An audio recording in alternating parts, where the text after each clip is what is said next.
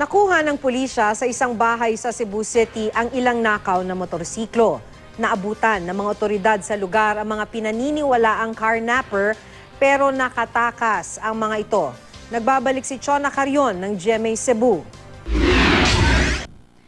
Natunto ng Theft and Robbery Section at Station 2 ng Cebu City Police Office ang isang lugar kung saan umano ibinabagsak ang mga nakaw na motorsiklo.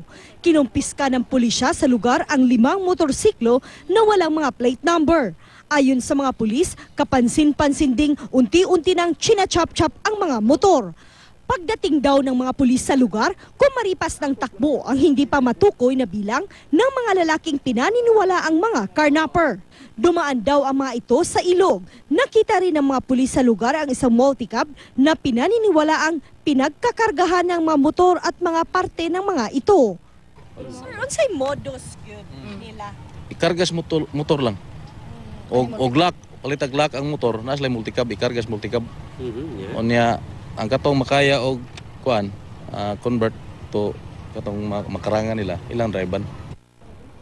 Nakuha sa loob ng multicab ang isang kalibre 45 baril at 5 bala. May nakita ring air compressor na posible raw ginagamit sa pagpapalit ng pintura sa mga motorsiklo.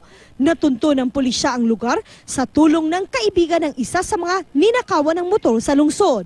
Nakita ng kaibigan ng biktima ang motor nito na nakakarga raw sa naturang multicab. Positibo namang nakita ang motor ng biktima sa lugar.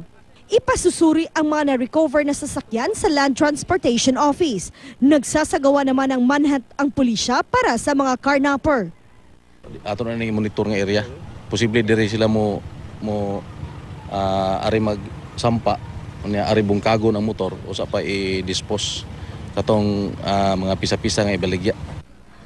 Chona Carrion, Nagbabalita, Pilipinas.